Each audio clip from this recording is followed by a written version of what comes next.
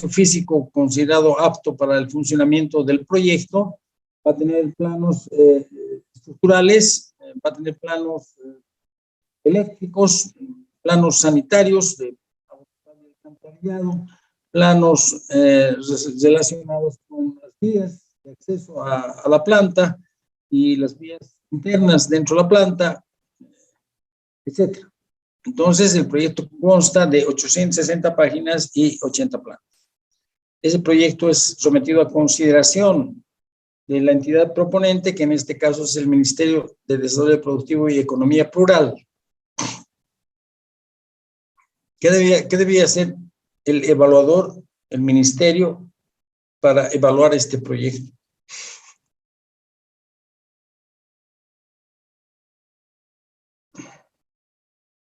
Cuando planteamos ese proyecto de 860 páginas y 80 planos, además de el objetivo central, que es la producción al final de productos lácteos en el departamento del Beni, ¿cuáles son otros propósitos de este proyecto, de cualquier proyecto? En primer lugar, quisimos servir de brújula para realizar la inversión en forma adecuada y eficiente. Es decir, el documento de 860 páginas y 80 planos nos va a permitir realizar la inversión en forma adecuada y eficiente. Nos va a decir, por ejemplo, que requerimos una extensión de terreno de 5,000 metros cuadrados porque hemos determinado una cierta cantidad de maquinaria, una cierta cantidad de personal que va a atender cada una de esas maquinarias. Hemos efectuado una distribución en planta de tal manera que sabemos que 5,000 metros cuadrados es una superficie adecuada para el proyecto. Por otra parte, sabemos también que ese proyecto va a estar localizado, diremos, en San Borja, en San Borja y no en Trinidad, porque así lo hemos determinado por el examen que se ha hecho de acuerdo a el proceso de localización adecuada del proyecto. Entonces vamos a ubicar el proyecto en San Borja. Por otra parte, sabemos también que vamos a contar con una cierta cantidad de maquinaria y equipo que nos cuesta, por decir alguna cifra, nos va a costar $250,000. Además, la capacidad de esa planta es de producir 1,500 litros por día, entre leche fluida y productos lácteos derivados como mantequilla, como quesos, como yogur, como leche condensada, leche evaporada, etc. Entonces, todo eso nos permite realizar la inversión en forma eficiente. Si no realizáramos el proyecto, no sabríamos cuál es la extensión de terreno que necesitamos. No sabemos cuál es la maquinaria y equipo que deberíamos utilizar. No sabemos el tamaño de esta maquinaria y equipo. Hemos dicho 1,500 litros por día. No sabemos absolutamente nada y no podríamos realizar esa inversión. Si la queremos realizar, pues no tenemos la información necesaria para poder efectuar ese segundo paso, que es la inversión la construcción del proyecto. Ese es un primer tema fundamental. El segundo tema es cumplir con los requisitos técnicos para obtener el financiamiento para la implementación del proyecto. Si no tenemos el proyecto, que en este caso consta de 860 páginas y 80 planos, no podemos pretender alcanzar el financiamiento, gestionar el financiamiento con alguna entidad financiera, porque no tenemos los documentos exigidos por la entidad financiera que nos va a decir, bueno, primero tienen que cumplir ciertos requisitos legales, ¿verdad? En segundo lugar, hay un requisito técnico que es, ¿para qué quieren el dinero? ¿Qué van a hacer con los recursos que nosotros podamos otorgarles? No tenemos un documento que nos permita verificar que esos recursos van a estar destinados a ciertas actividades relacionadas con la construcción del proyecto. Entonces, obviamente, es un requisito técnico necesario para poder obtener el financiamiento.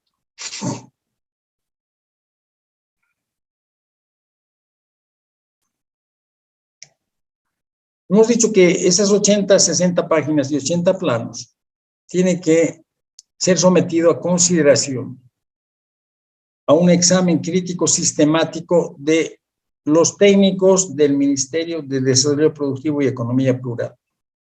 Entonces, en esta primera etapa, consideramos la evaluación de proyectos como un instrumento de verificación para tener un documento idóneo. ¿Cuáles son las razones por las cuales deberíamos realizar esta labor? En primer lugar,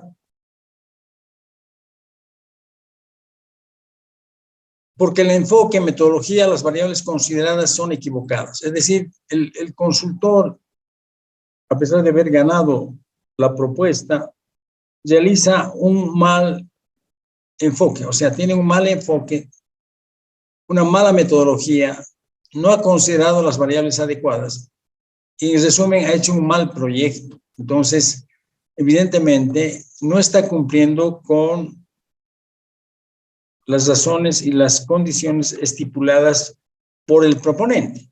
Es un mal consultor, no ha sabido plasmar adecuadamente el proyecto y, por lo tanto, es un proyecto mal diseñado.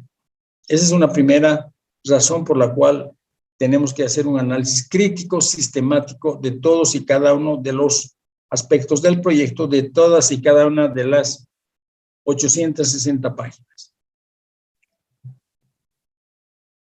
En segundo lugar, a pesar de que puede ser un buen consultor, se pueden haber introducido sesgos en el proyecto. Es decir, que el consultor, por quedar bien con el cliente, pues puede alterar algunas cifras, como por ejemplo, tasas de crecimiento del hato, sabiendo que, por decir algo, crece el hato a un 3%, el consultor lo hace crecer a un 5%. Y de esa manera, ¿qué está haciendo? Está sobreestimando la cantidad de vaquillas que pueden, digamos, pueden entrar a generar leche.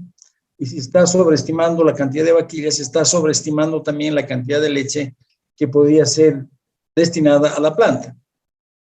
Eso lo está haciendo en forma consciente. Entonces, el evaluador tiene que verificar ese aspecto, el aspecto de que no se hayan introducido sesgos en la formulación del proyecto. Porque evidentemente, si se han introducido esos sesgos, la información que tenemos de la cantidad de materia prima que va a llegar a la planta está distorsionada. En tercer lugar, a pesar de que es un buen consultor, tiene un buen enfoque, el proyecto ha sido bien elaborado, es un consultor responsable, no ha introducido sesgos en la elaboración del proyecto, somos humanos y podemos realizar cálculos en forma equivocada.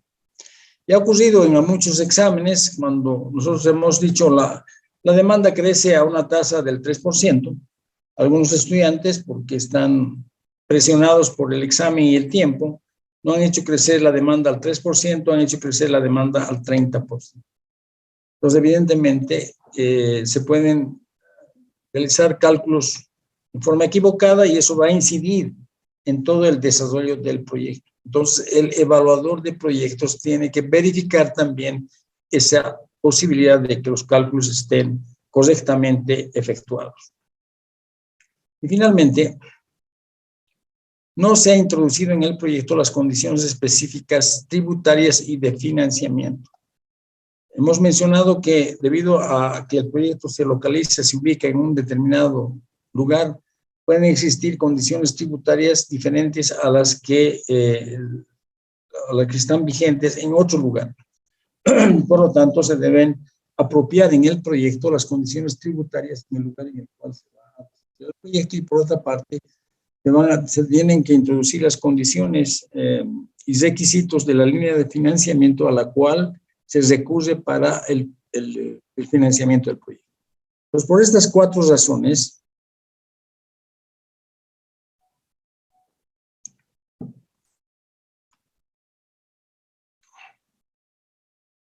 se debe realizar un examen crítico sistemático de todos los aspectos del proyecto. Hemos tomado como ejemplo, ¿verdad?, el establecimiento de la cantidad de leche cruda que va a estar destinada a la planta.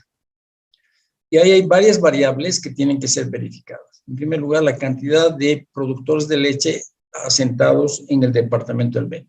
En segundo lugar, la cantidad de animales, vaquillas que tiene cada uno de los productores. En tercer lugar, la cantidad promedio de leche que produce cada animal. Y en cuarto lugar, y fundamental, cuál va a ser la cantidad de leche que se va a producir en los próximos 10 o 15 años. Es decir, y para eso hemos planteado 2 escenarios, un escenario pesimista, crecimiento natural del hato, y un segundo escenario optimista, en el cual vamos a introducir razas mejoradas y luego vamos a mejorar la alimentación del ganado y el manejo, vamos a mejorar también el manejo del ganado.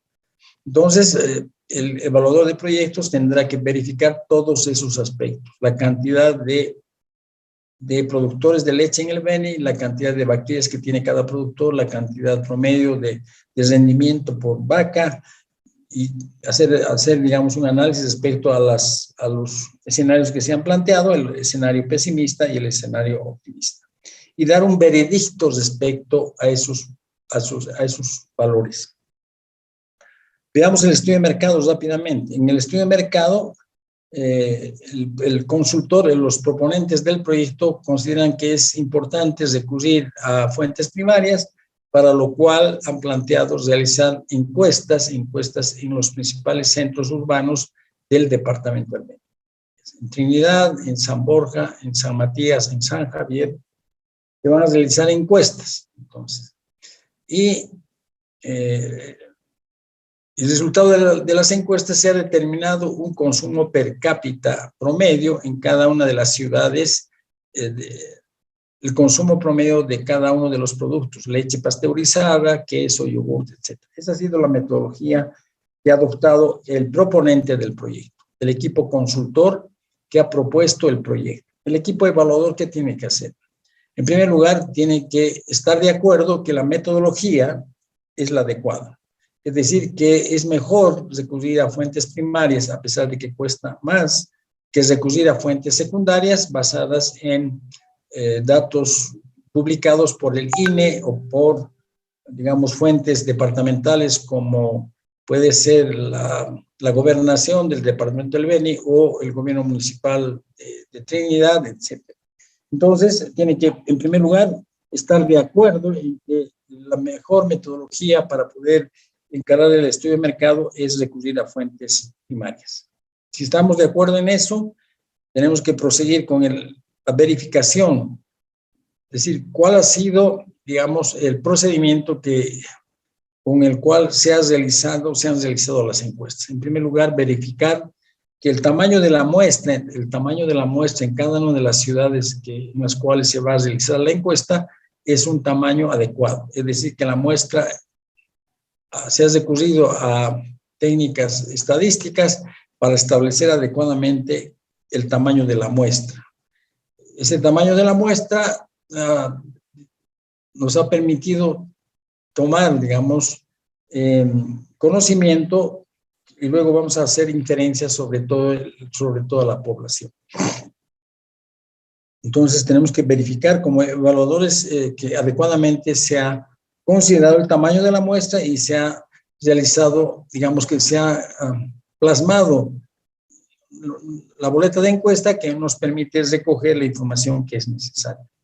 Inclusive, si el consultor lo considera pertinente, tiene que solicitar a los proponentes del proyecto las encuestas que han sido realizadas, que nos envían, por favor, todas las encuestas que ustedes han recogido para ver si evidentemente ese trabajo de campo que se ha realizado es correcto o no, que si se han adecuadamente llenado las boletas de encuesta, etc. Esa es la labor que en esta primera etapa tiene que realizar el equipo evaluador del proyecto. Hemos tomado dos ejemplos simplemente relacionados con, diremos, el primer tema, que es la cantidad de leche cruda que va a estar destinada a la planta, y el segundo tema, que es el estudio de mercado. En todos los otros capítulos, tamaño, localización, ingeniería del proyecto, etcétera, el equipo evaluador tiene que realizar una labor similar a la que estamos comentando. De tal manera que, como dice esta lámina al final, se debe realizar un examen crítico, sistemático, de todos los aspectos del proyecto. Se tiene que revisar las 890 páginas y se tienen que revisar en detalle los 90 planos. Esa es la primera parte de la etapa de evaluación. Y en esta primera etapa, como lo hemos mencionado, tiene que haber una interacción entre el grupo evaluador y el grupo consultor. Entonces, el especialista en mercado dirá, necesito una reunión. El especialista en mercado del Ministerio de Desarrollo Productivo y Economía Plural, que es la entidad proponente, el especialista en mercado de esa institución dirá, quiero reunirme con el equipo que ha realizado el estudio de mercado para poder absolver algunas dudas que tenemos respecto a el procedimiento, la metodología y el alcance del estudio de mercado. Entonces se tendrá que tener una reunión entre el grupo que ha formulado el proyecto y el grupo que está evaluando el proyecto para llegar a una convergencia de criterios de tal manera que pueda subsanarse las observaciones si es que hubiera respecto a ese estudio de mercado. En todos los aspectos se tiene que realizar esa labor.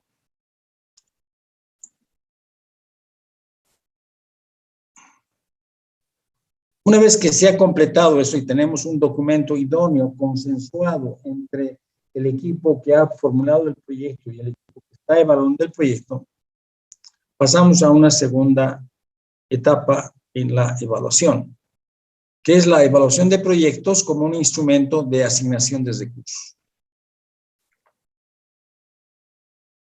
Dice, concluida la primera etapa, se debe proceder con esta segunda, en la cual se utiliza este instrumento, la evaluación de proyectos, para medir la rentabilidad del proyecto. Esto se logra a través de la incorporación de la tasa de oportunidad o costo de capital en el cálculo del valor actual neto. Aquí lo fundamental, entonces, dice, en efecto, la tasa de oportunidad incorpora el hecho de que los recursos utilizados en el proyecto tienen su mejor uso alternativo. Aquí es fundamental. Hemos visto y hemos llegado a la conclusión de que el documento, una vez que ha habido la interacción entre el grupo consultor que ha preparado el proyecto y el grupo consultor que ha evaluado el proyecto, se ha llegado a un consenso, de tal manera que tenemos un producto idóneo, un producto ajustado, un proyecto, digamos, entre comillas, limpio, y por lo tanto pasamos a esta segunda etapa, que es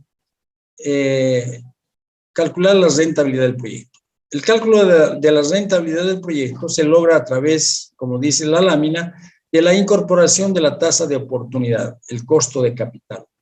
Porque es fundamental, como hemos visto en Proyectos 1, que el costo de capital es fundamental para el cálculo del valor actual neto. Hemos visto que podemos calcular el valor actual neto, tantos valores actuales netos como tasas de interés podamos suponer. Y por lo tanto, ¿cómo se ha calculado el costo de capital, el costo de oportunidad? Esa es una labor que deberíamos efectuar, porque eso nos va a permitir efectivamente decidir como evaluadores que evidentemente los recursos asignados a este proyecto tienen su mejor rendimiento que en otros proyectos. Entonces, en esta parte hay que hacer un énfasis en el cálculo del costo de capital.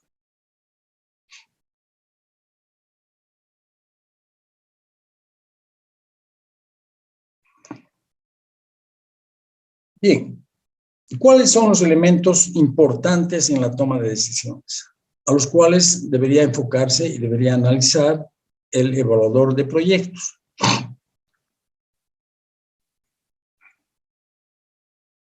Hay varios elementos, algunos de ellos relacionados con el flujo de caja, entre los cuales están los siguientes: los costos de inversión, el valor de salvamento, los costos de operación, los ingresos de operación y los impuestos sobre la renta y los rubros asociados. Esos son los 5 elementos del flujo de caja que son importantes para la toma de decisiones.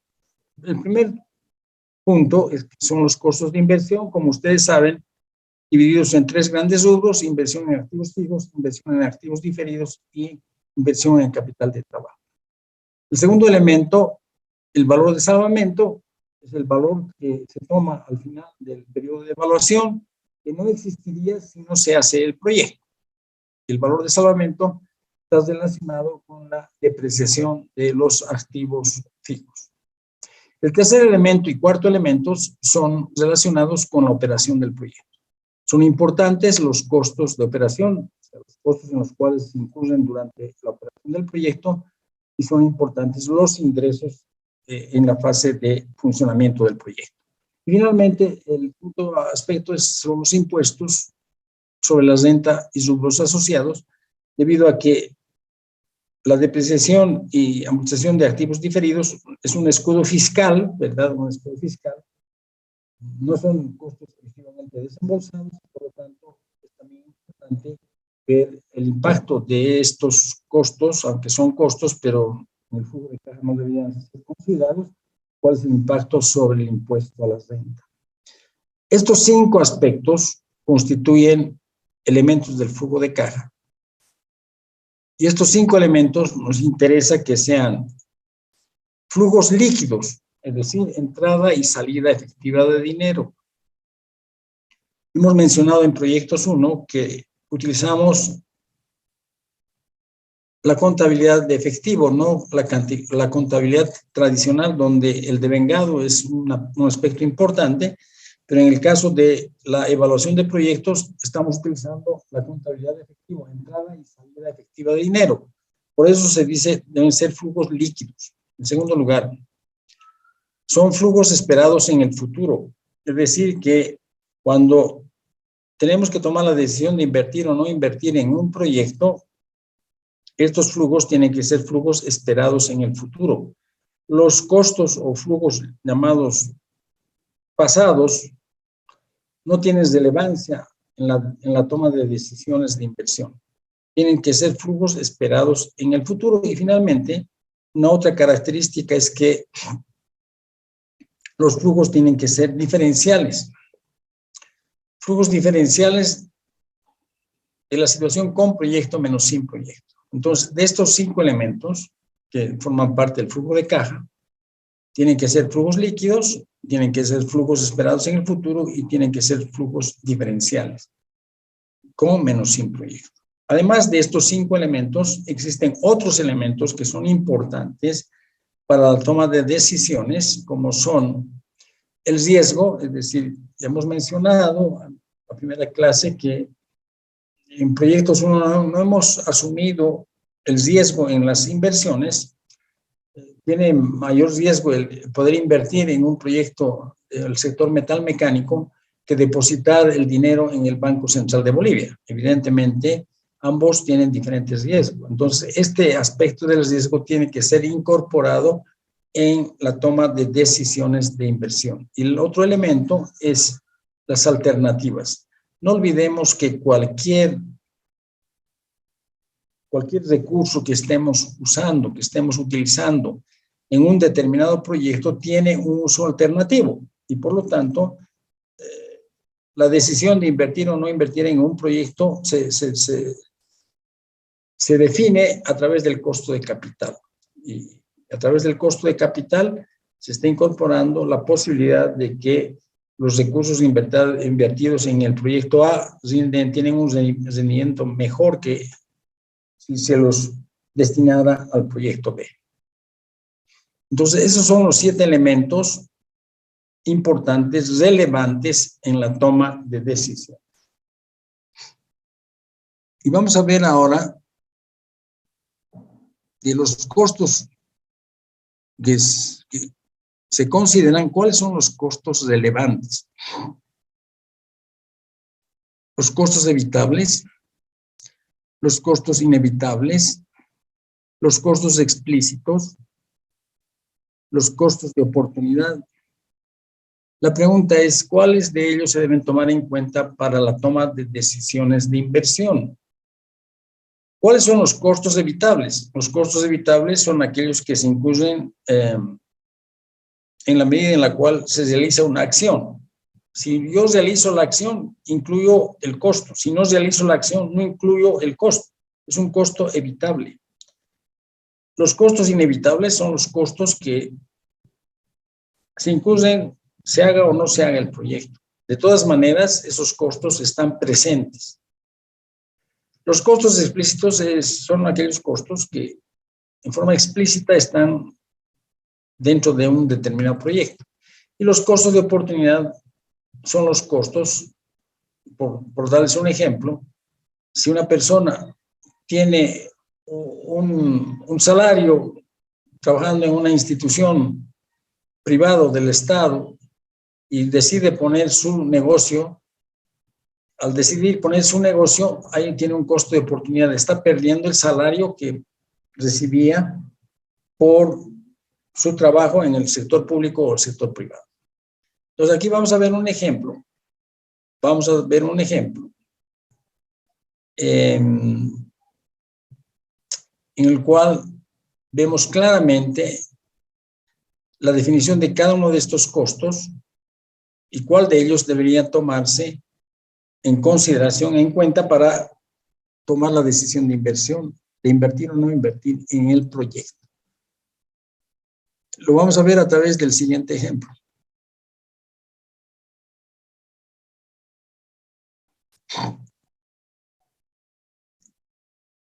Enseguida vamos a dejar un momento esta lámina, lo vamos a leer en detalle. Y alguna vez se ha tomado este ejercicio en el primer examen parcial. Dice lo siguiente. El doctor Fortuna está analizando el costo de ir de vacaciones a la playa durante un mes. Siendo muy famoso, gana $4,000 mensuales en consultas a sus pacientes.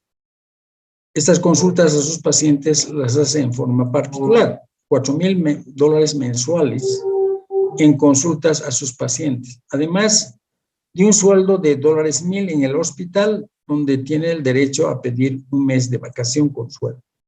Él tiene dos trabajos, ¿verdad? Uno en la cuenta al mes. Entonces paga $500 por una casa en la cual vive, ¿verdad? Y sus gastos de luz, agua ascienden a 150.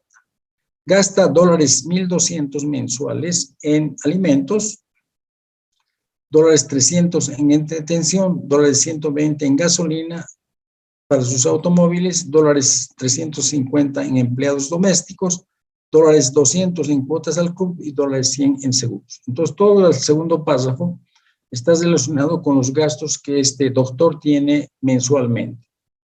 El arriendo, los gastos de luz, agua, servicios básicos, luego alimentación, gasta $1,200, gasta $300 en entretención, $120 en gasolina, $350 en empleados domésticos, $200 en cuotas y $100 en seguros.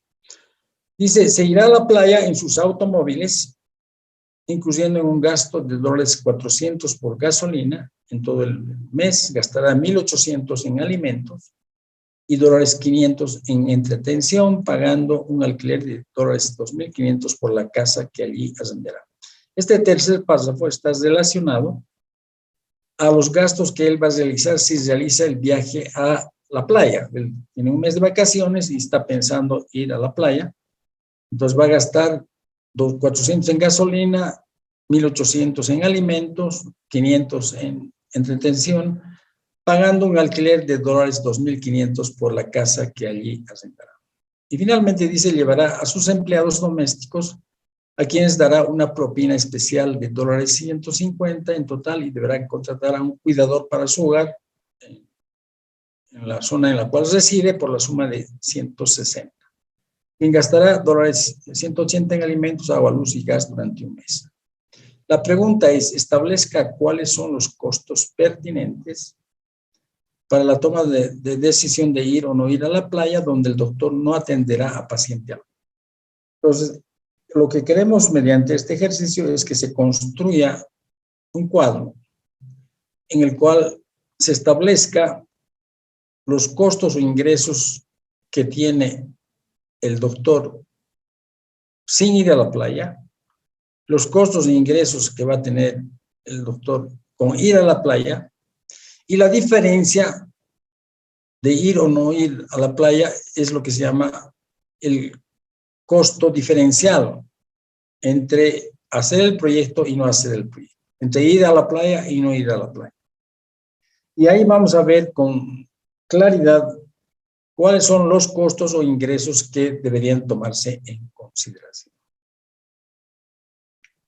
Entonces, aquí no estamos preguntando si los ingresos que tienen son suficientes como para ir a la playa.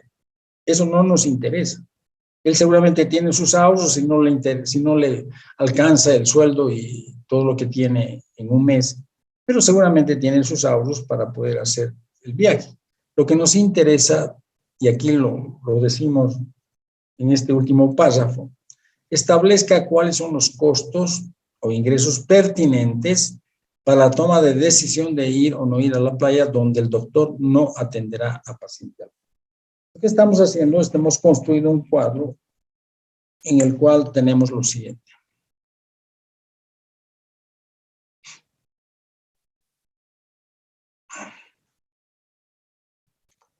Aquí está en la primera columna el ítem, ¿verdad? El ítem. La segunda columna, ir a la playa, o sea, ir pues, con viaje. La tercera columna, no ir a la playa.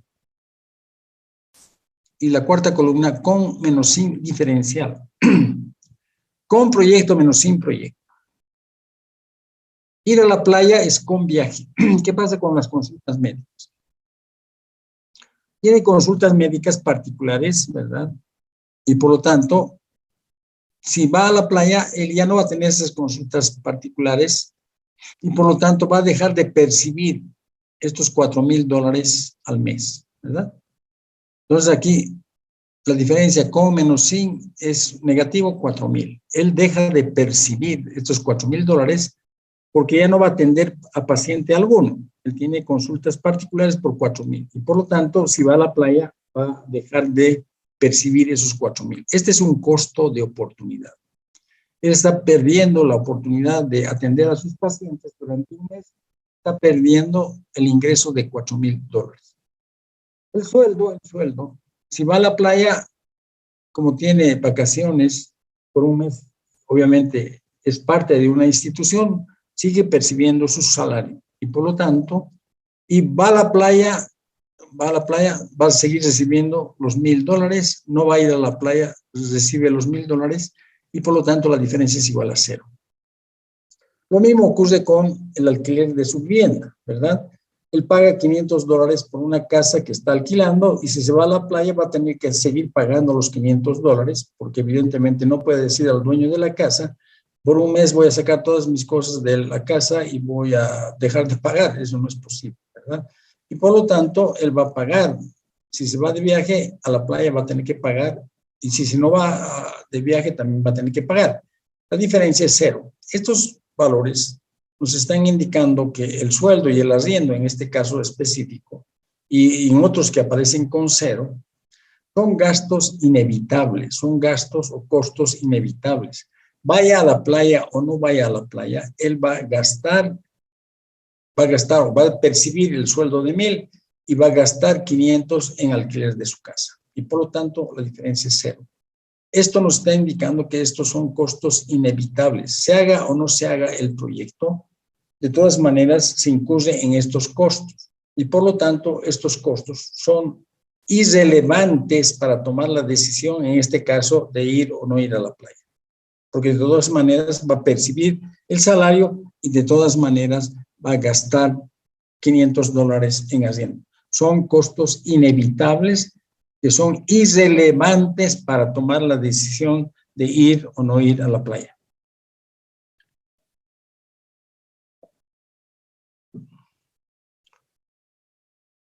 Entretención. Dice, va a gastar, bueno, actualmente gasta, perdón, cuando va a la playa va a gastar 500 en entretención, ahora actualmente gasta 300, ¿verdad? Y por lo tanto la diferencia de con proyecto menos sin proyecto es 200. Y esto es razonable porque evidentemente si está de vacaciones se va a dar algunos gustos, ¿verdad? Seguramente va a alquilar un yate para dar unas vueltas en la playa, va a alquilar varias, va a seguramente visitar centros nocturnos, etcétera. Va a divertirse mucho más que lo hacía en la ciudad, porque está de vacaciones además y la diferencia es 200. Este es un costo explícito.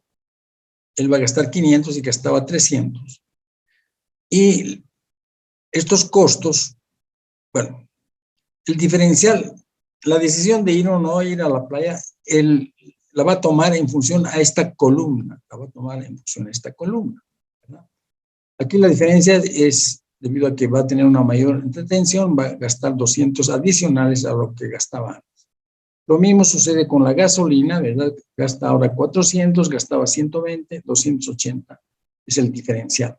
Empleados domésticos, a ellos les va a pagar lo mismo que les pagaba antes, por lo tanto, la diferencia es cero, lo mismo que las cuotas al club, vaya de viaje o no vaya de viaje, va a pagar las cuotas al club de todas maneras. Y por lo tanto, este es un costo inevitable y es un costo irrelevante para la toma de decisiones, como ocurre también con los seguros.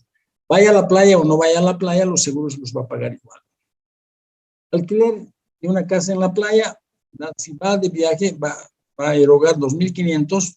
Si no va de viaje, va a gastar cero y por lo tanto, él debería gastar 2.500, ¿verdad? 2.500 por alquilar una casa en la playa. Una propina especial que va a dar a sus empleados, si va a la playa les va a dar 150, si no va a la playa cero, y la diferencia es 150. Cuidado del hogar, hemos dicho que va a contratar a un cuidador para que vea su casa en la ciudad, a él le va a pagar 160 y por lo tanto si va a la playa va a incurrir en este costo y si no va a la playa no va a incurrir en ese costo y por lo tanto la diferencia es 160. Y los gastos al cuidador en alimentación, en gastos de luz, agua y servicios básicos son 180, antes pagaba 150, la diferencia es 30. Entonces, ¿a qué hemos llegado? En primer lugar, que la decisión de ir o no ir a la playa, la decisión de hacer o no hacer el proyecto está en función a esta tercera columna, En función a esta tercera columna, él va a tomar la decisión de ir o no ir a la playa. Evidentemente está dejando de percibir 4,000, ¿verdad?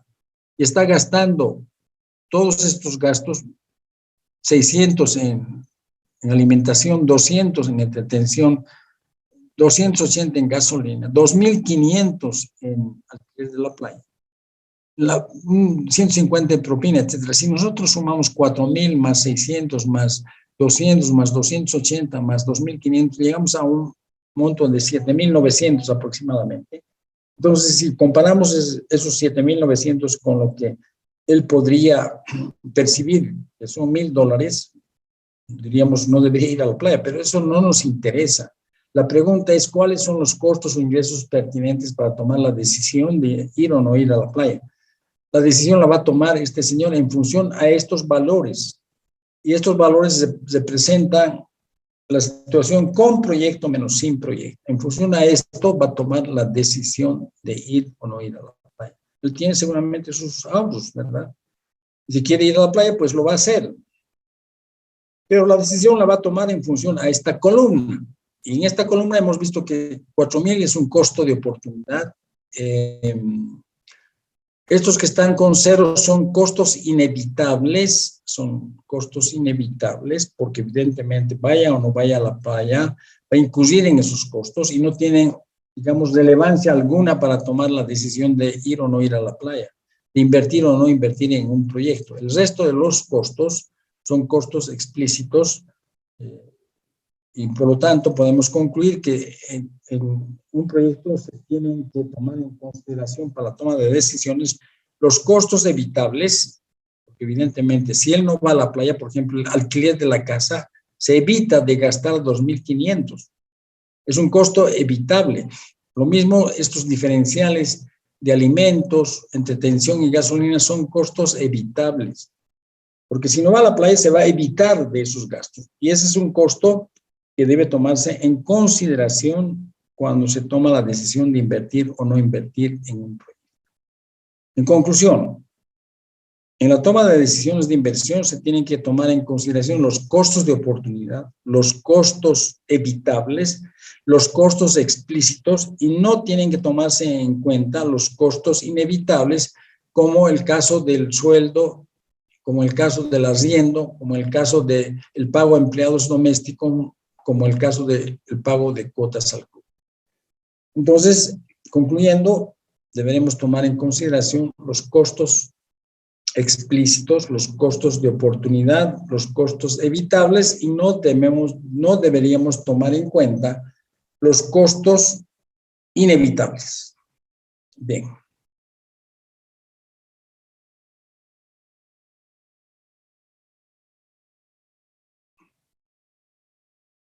Hemos visto entonces cuáles serían los procesos de evaluación hasta aquí. Cuando realizamos la evaluación de un proyecto, ¿verdad?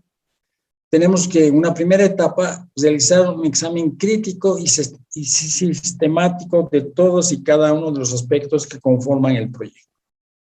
Tenemos que efectuar un examen crítico y sistemático de las 860 páginas y de los 90 planos que constituyen el proyecto. Eso en una primera etapa. En una segunda etapa, una vez que se ha concluido esta primera etapa, en la cual hay una interacción entre el grupo que presenta el proyecto y el grupo que evalúa el proyecto, tenemos que proseguir con el análisis a través de establecer adecuadamente la rentabilidad del proyecto. Para poder establecer adecuadamente la rentabilidad del proyecto, tenemos que analizar cuál es el costo de capital, la tasa de oportunidad que se ha utilizado para el cálculo de los indicadores financieros. Entonces, esa labor se la tiene que realizar porque evidentemente tenemos que estar conscientes de que el valor actual neto puede adquirir cualquier valor según la tasa a la cual se descuenten los flujos. Entonces, obviamente, el costo de oportunidad es relevante y a eso apunta nuestro segundo análisis como evaluadores de proyectos. Bien, y finalmente, a través de un ejemplo, hemos visto cuáles son los costos de oportunidad, los costos explícitos, los costos inevitables y los costos evitables. Y hemos concluido que en la evaluación de los proyectos para la toma de decisiones deberíamos considerar los costos de oportunidad, los costos explícitos y los costos evitables. Y de ninguna manera tomar en consideración los costos inevitables, que son costos que no tienen relevancia alguna porque se incluyen con y sin proyecto.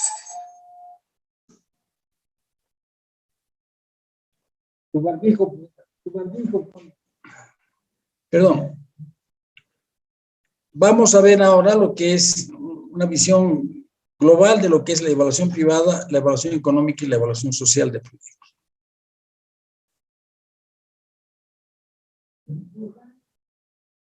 La evaluación privada o financiera, perdón un ratito, por favor.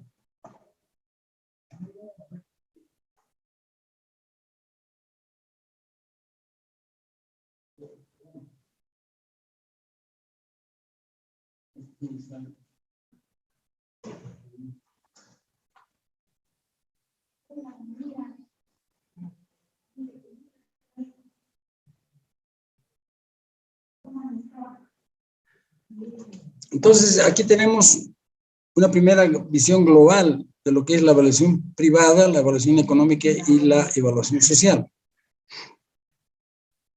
La evaluación privada o financiera de proyectos consiste en estudiar la rentabilidad del proyecto desde diferentes puntos de vista.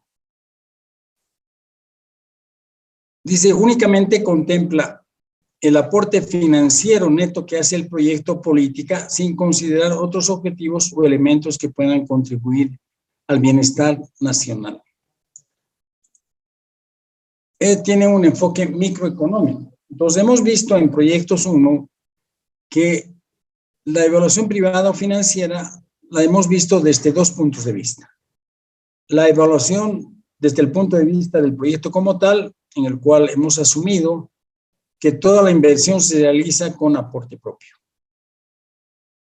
Y ese es un primer enfoque. El segundo enfoque que hemos analizado es la evaluación considerando el financiamiento del proyecto a través de los créditos. Y hemos concluido que esa visión, esa segunda visión, es la, digamos, de construir un flujo de caja desde el punto de vista del inversionista. Pues tenemos dos enfoques. Y podríamos haber analizado un tercer enfoque que es, ¿qué pasa cuando existe un financiador? Desde el punto de vista del financiador, a este financiador le interesa que el proyecto genere excedentes de tal manera que pueda restituir el capital que se ha prestado, que además puedan pagarse los intereses. Por lo tanto, es un enfoque un enfoque microeconómico. Hemos adoptado esas dos situaciones, escenarios, rentabilidad del proyecto puro y rentabilidad del proyecto financiero. En tanto que la evaluación económica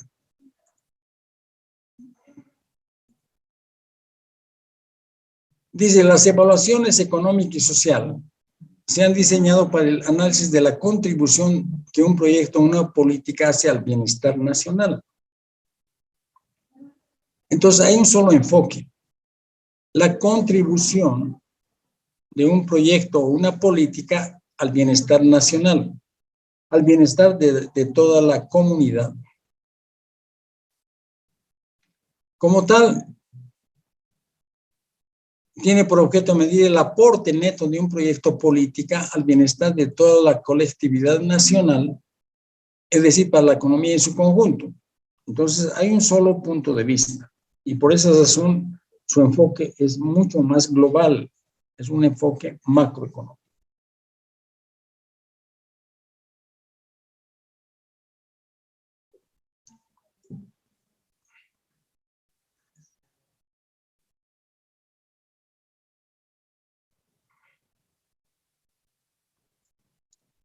A través de la evaluación económica, se pretende asignar los recursos de manera eficiente, que conduce al mayor nivel de bienestar posible, dados los recursos disponibles en un determinado momento.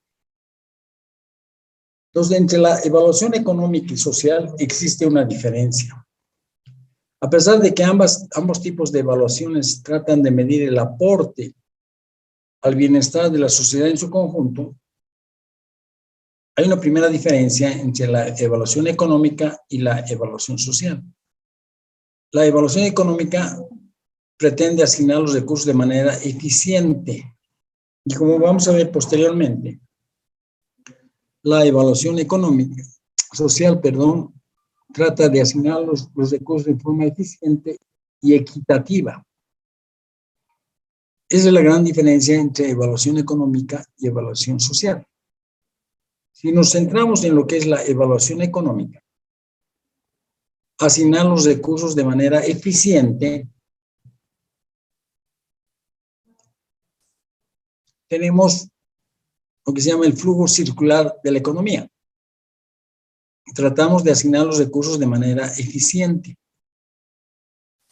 Entonces, en un ámbito de la economía, tenemos las empresas, todo el aparato productivo, y tenemos por otra parte los hogares que son dueños de los factores de producción. Entonces hay un flujo entre las empresas y los hogares. Las empresas brindan bienes y servicios a los hogares. Hay un flujo de bienes y servicios. Y por otra parte, los hogares brindan a las empresas los factores de producción, mano de obra, tierra, etc. Entonces, nuevamente, las empresas brindan a los hogares bienes y servicios para satisfacer sus necesidades. Los hogares brindan a las empresas los factores de producción, mano de obra, tierra, etc. Pero además hay un flujo de recursos, ¿verdad? Un flujo de recursos.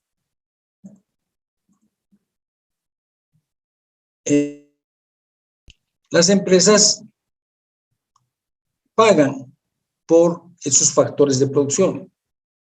Por la fuerza de trabajo pagan el salario. Por la tierra pagan un alquiler o un arriendo.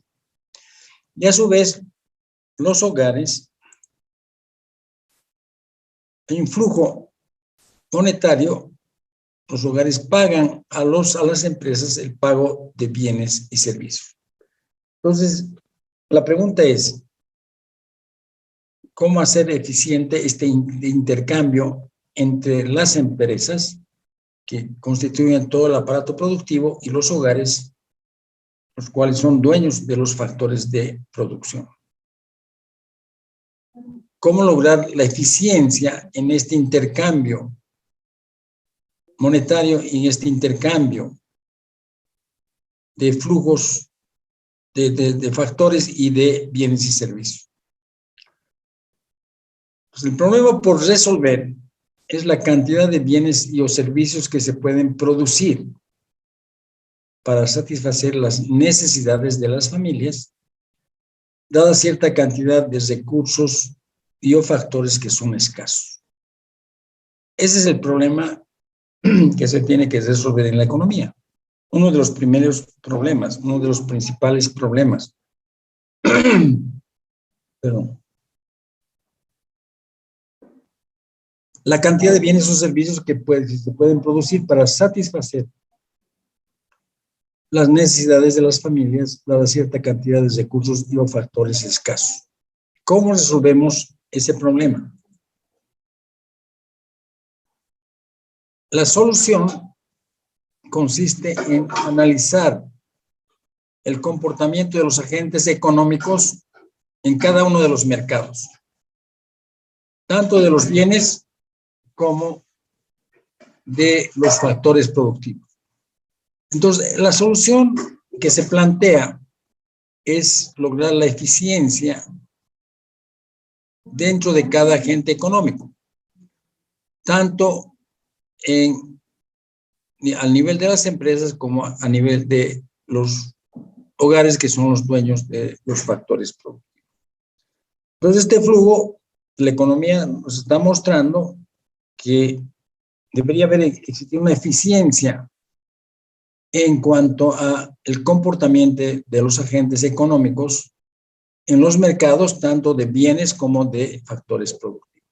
Y eso hace referencia a lo que es la evaluación económica de proyectos.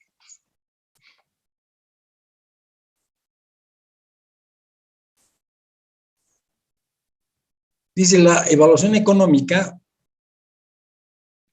debe ser la pauta que guíe al gobierno en la toma de decisiones frente a los proyectos propuestos en el país y no debe limitarse a los proyectos de inversión pública, sino a cualquier proyecto en donde el gobierno deberá o puede intervenir para conceder licencias de funcionamiento o importación, aranceles, subsidios, etc. Entonces, para lograr una eficiencia en la asignación de recursos, el gobierno no solamente debería limitarse a un análisis de los proyectos del sector público, sino también a cualquier otro proyecto en el cual puede intervenir para conceder licencias de funcionamiento, para poder conceder importaciones, establecer aranceles, subsidios, etc. Entonces el gobierno puede tener la sartén por el mango, porque puede intervenir no solamente en la inversión en proyectos del sector público, sino también en proyectos del sector privado. Vamos a ver algunos ejemplos posteriormente. Entonces, adicionalmente, a través de la evaluación social, se pretende asignar los recursos en forma equitativa, de tal forma que se establezca una distribución de ingresos y riquezas considerada como justa. Pero la diferencia entre evaluación económica y evaluación social es que la evaluación económica trata de asignar los recursos en forma eficiente, pero la evaluación social, además de asignar los recursos en forma eficiente, trata de asignar los recursos en forma equitativa, de tal forma que se establezca una distribución de ingresos y riquezas considerada como justa. Entonces, es un instrumento de política del Estado que puede ser utilizada para poder realizar una distribución de ingresos y riquezas considerada como justa. Un instrumento poderoso que pueden tener los, digamos, planificadores del desarrollo de un país.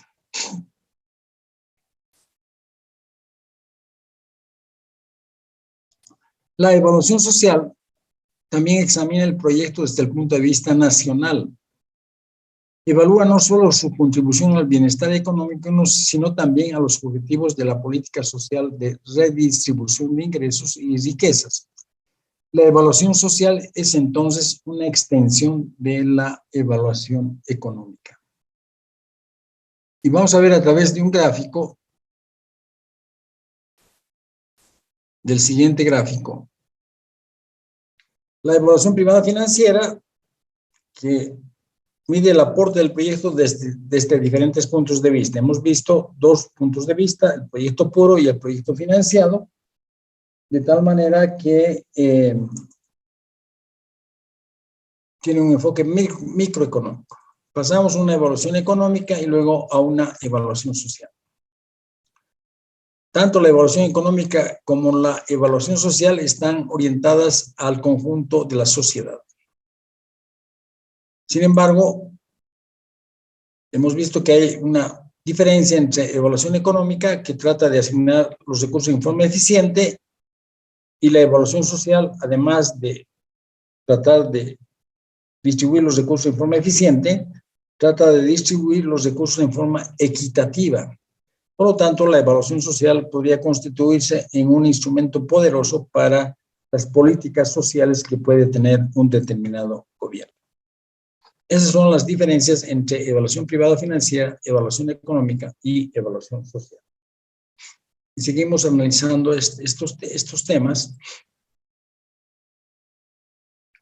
Existe una complementariedad entre la evaluación financiera privada y la evaluación económica social. Aquí estamos discriminando evaluación financiera privada y evaluación económica social, tomando la evaluación económica social como una sola, ¿sí? A pesar de que tienen ciertas diferencias. Nos planteamos lo siguiente.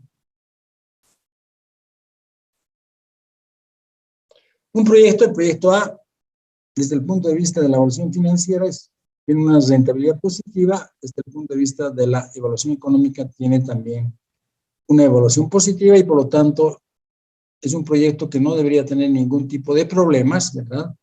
Y debería ser financiado porque es positivo desde el punto de vista privado y positivo desde el punto de vista de la evaluación económica y social. El proyecto B tiene una evaluación financiera positiva, pero tiene una evaluación económica negativa. Esto sucede porque desde el punto de vista privado, el proyecto es un buen proyecto. Desde el punto de vista de la sociedad, es un proyecto, un mal proyecto. Veamos algún ejemplo. Supongamos un proyecto de fabricación de perfumes. La fabricación de perfumes es un proyecto que tiene un mercado local, no tiene un mercado, no exporta, tiene un mercado local. Por otra parte, es un bien suntuario, no es un bien de primera necesidad. Luego, importa la materia prima, entonces hay un gasto de divisas del Estado para importar esas materias primas. Tiene maquinaria y equipo que también es importado, no se fabrica en el país, entonces también un gasto de divisas para la compra de esa maquinaria y equipo. Se gasta en sueldos en la instalación de la planta, porque es una instalación especializada, se contratan personal extranjero al cual se paga en dólares, también un gasto de divisas para poder construir el proyecto y finalmente decíamos que el mercado es local. Por todas esas causas, resulta que desde el punto de vista de la evaluación económica y social es un proyecto que tiene una rentabilidad negativa por todos los gastos en divisas que hemos mencionado. Por lo tanto, al Estado, al gobierno, no le conviene la implementación de este proyecto. Entonces, ¿qué es lo que puede hacer el gobierno? El gobierno tiene mecanismos para desincentivar la inversión, lo que hemos mencionado anteriormente. Tiene la posibilidad de incrementar los aranceles de la maquinaria que se importa. Tiene la posibilidad de gravar con mayores impuestos a aquellos gastos en divisas para pago de personal extranjero, por ejemplo, etcétera. Entonces, ¿qué está haciendo con esa política? Está desincentivando la inversión, porque le está gravando mayor monto de aranceles para la importación de maquinaria, está gravando con mayores impuestos al funcionamiento del proyecto.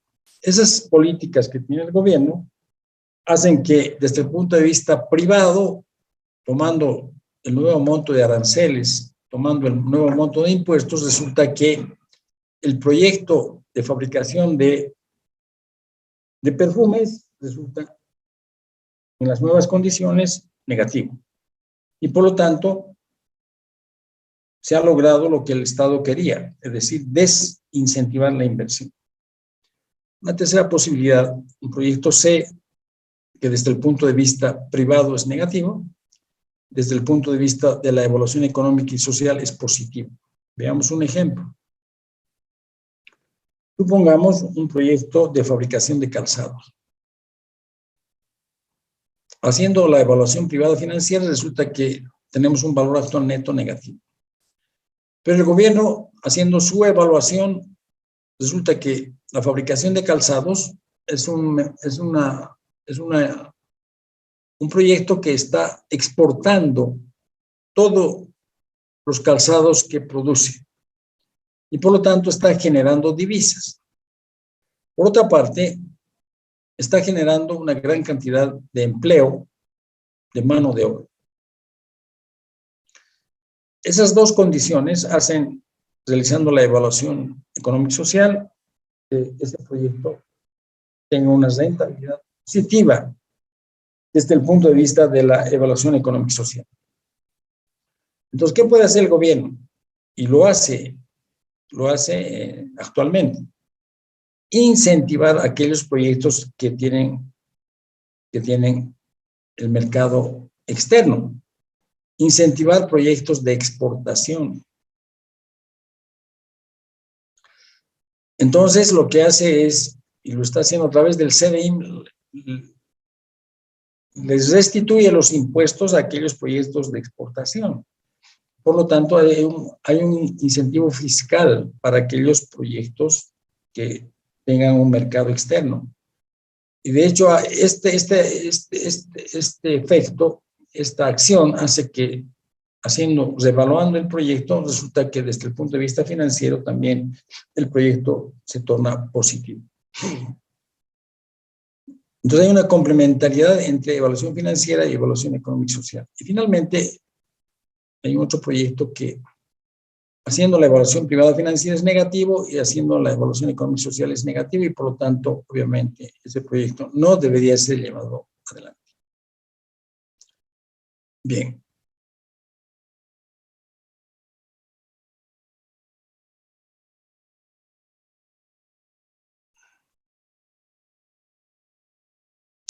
Para completar todo lo mencionado anteriormente, tenemos esta situación. El proyecto genera bienes específicos o de mercado. ¿Cuáles son esos bienes específicos o de mercado? Esos bienes específicos o de mercado son bienes cuyo consumo por una persona de la sociedad impide que otras personas lo puedan consumir al mismo tiempo. Eso lo hemos visto en proyectos 1. Y por lo tanto, el flujo de bienes y servicios a través de la economía se genera por, digamos, la demanda por esos bienes por los habitantes de un determinado país. Son bienes específicos de mercado, la leche, la vestimenta que están luciendo en este momento ustedes, que están usándolo ahora ustedes en este momento, y eso impide que la leche que han consumido en el curso de la mañana ha impedido que otras personas lo puedan consumir. A menudo ese consumo destruye el bien consumido 150 centímetros cúbicos de leche, y eso se ha consumido y se ha destruido el bien. Por otra parte, el consumo es voluntario, hemos dicho, y por eso es que estos bienes que se llaman bienes específicos del mercado se deben generar por el sector privado. Es decir, son proyectos que se deberían generar por el sector privado, a pesar de que actualmente el sector público los genera a través de lácteos bol, cartón bol, etc., ¿verdad?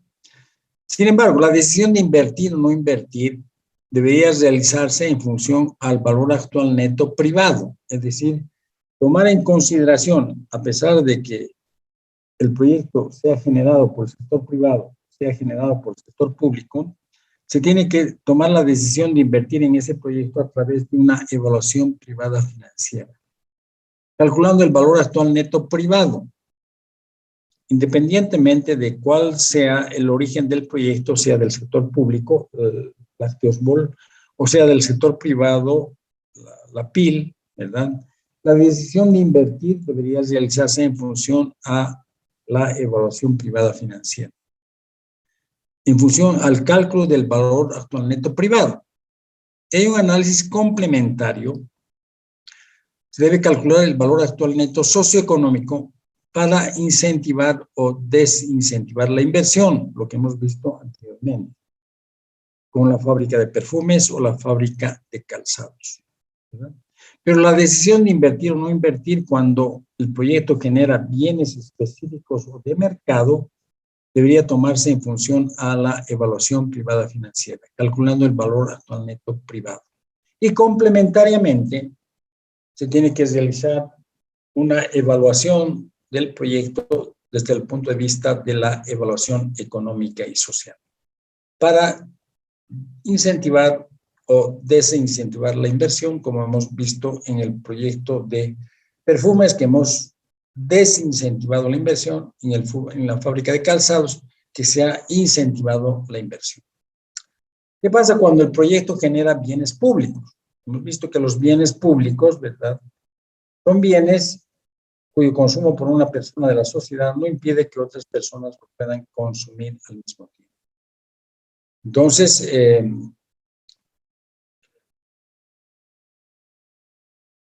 el flujo de bienes en la sociedad se realiza a través de la asignación de recursos públicos a estos proyectos. La decisión de invertir o no invertir en un proyecto que genera bienes públicos se tiene que realizar a través del valor actual neto socioeconómico, tomando en consideración los ingresos o beneficios que genera el proyecto desde el punto de vista de la sociedad en su conjunto y comparándolo contra los costos que desde este punto de vista de la sociedad en su conjunto incurre el proyecto. Pues la decisión de invertir o no invertir se realiza nuevamente en base al valor actual neto socioeconómico, pero hay un análisis complementario. Se debería calcular el valor actual neto privado. ¿Para qué? Para establecer la sostenibilidad del proyecto. Es decir, vamos a ver posteriormente un ejemplo, la construcción de la Mario Mercado, ¿verdad?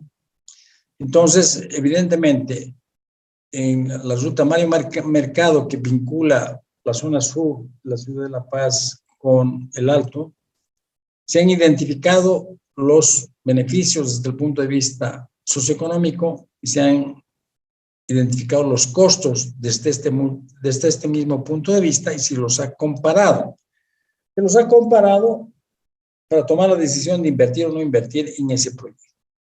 La decisión ha sido que se debería invertir en ese proyecto, pero complementariamente se tiene que realizar una evaluación privada financiera con el propósito de ver que el proyecto sea sostenible.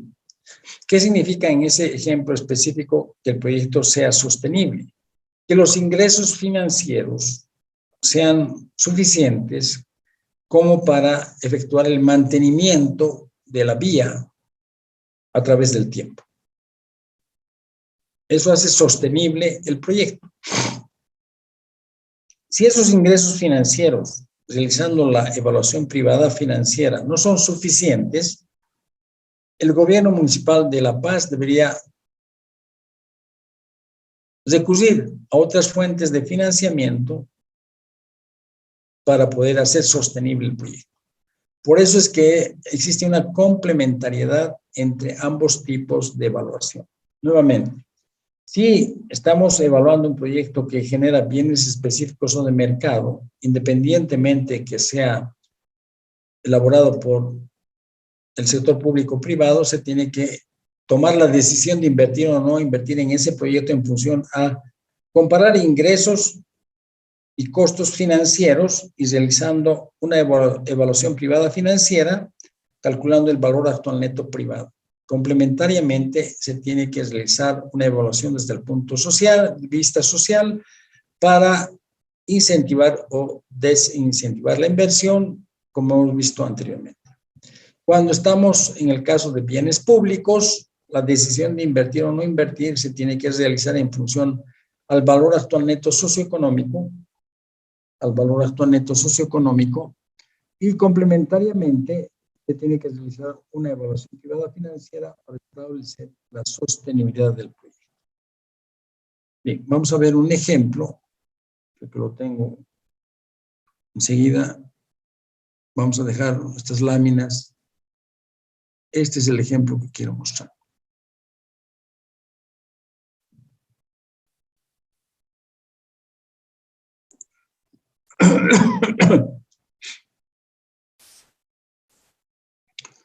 Esta es la avenida Mario Mercado, y supongamos que estamos en el año 2000, he estado trabajando como consultor en el gobierno municipal de La Paz.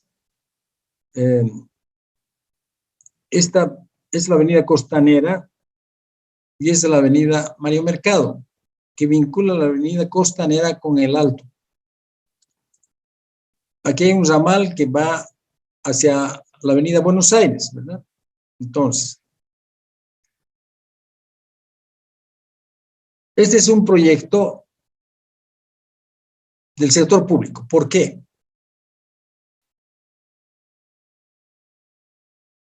Porque aquí estamos identificando los beneficios o ingresos de este proyecto, ¿verdad? Tanto desde el punto de vista de la evaluación económica y social como desde el punto de vista de la evaluación privada financiera. Desde el punto de vista de la evaluación económica y social, ¿cuáles son los beneficios de este proyecto?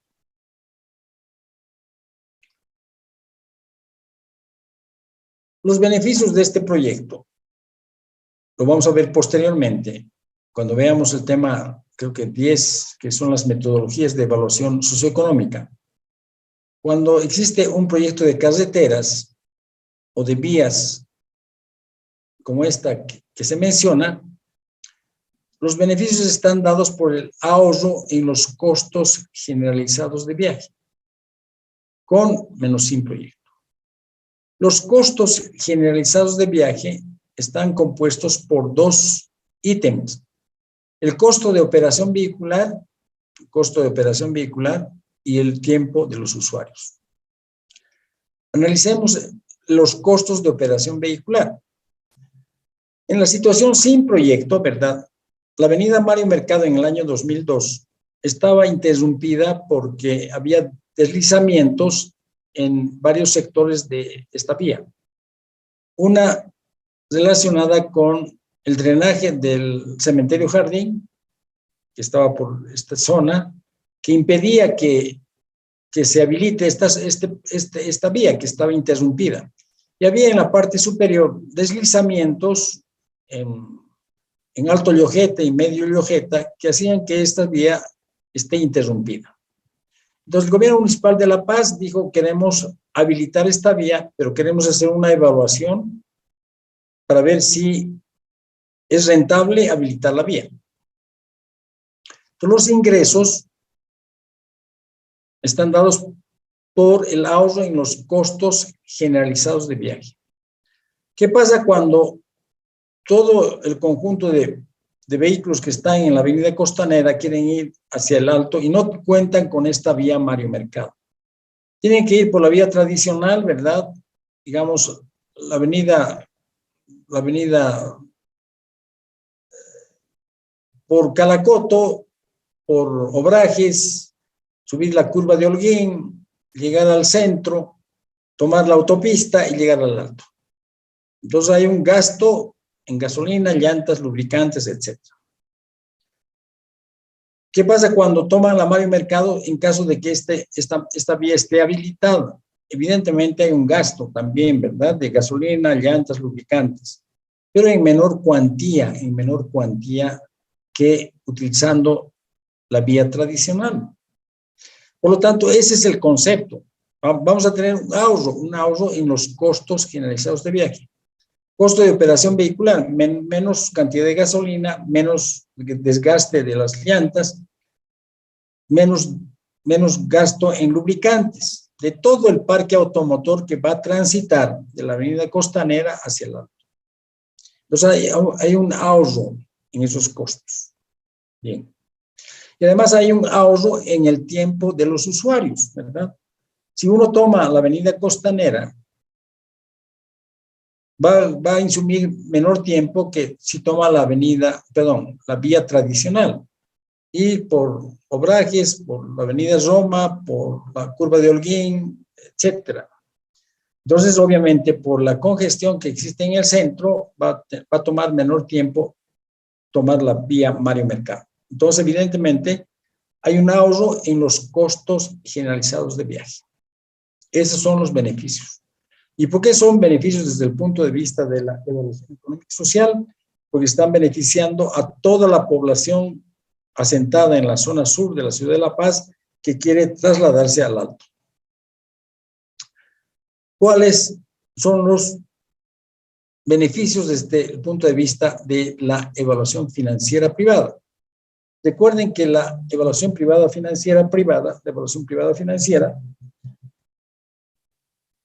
es el aporte del proyecto a una entidad en particular.